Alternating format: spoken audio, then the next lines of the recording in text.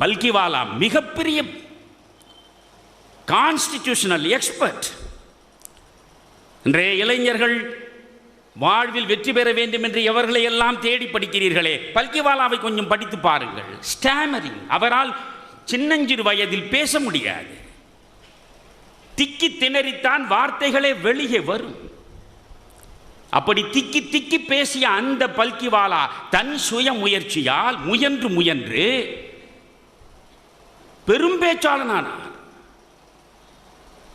ஒரு ஆண்டில் மத்திய அரசு பட்ஜெட்டை போட்டால் அந்த பட்ஜெட் குறித்து இன்று மும்பை அன்று பம்பாய், அதில் பல்கிவாலா கூட்டத்தில் இந்த பட்ஜெட்டை பற்றி என்ன பேசப் போகிறார், நாடு முழுவதும் காதை தீட்டிக் கொண்டு ஆர்வமாக காத்திருந்த காலம் அது. கின்னஸ் ரெக்கார்ட் அவர் செய்தார். ஒரு தனி மனிதன் பேசுவதை கேட்பதற்கு லட்சக்கணக்கில் மக்கள் கூடியது பல்கிவாலாவுக்கு தான். அந்த பல்கிவாலா ஒரு இடத்தில் அழகாக சொல்கிறார், இவற்றையெல்லாம் நீங்கள் மறக்கக்கூடாது. We have first class constitution. இன்றைக்கு நாம் அரசியலமைப்பு சட்டம் சரியில்லை, அதை மாற்ற வேண்டும், இதை திருத்த வேண்டும் என்றெல்லாம் குரல்கள் வருகின்றன. ஆனால் அரசியலமைப்பு சட்டத்தில் ஊறி திளைத்த மாபெரும் நிபுணர் பல்கிவாலா. அவர் சொல்கிறார், we have first class constitution and third class leadership. third class leadership. முதல் தரமான அரசமைப்பு சட்டத்தை ஒரு பக்கம் வைத்துக்கொண்டு மூன்றாம் தரமான தலைவர்களை வைத்துக் கொண்டிருப்பதனாலே தான் இந்த நாடு இத்தனை அவலங்களை சந்திக்கிறது என்றார். அதை நான் என்னுடைய பொசிஷன்லேருந்து இதுக்கு மேலே பேச முடியாது. ரிட்டையர்மெண்ட்டுக்கு அப்புறம் சொல்கிறேன் நான்.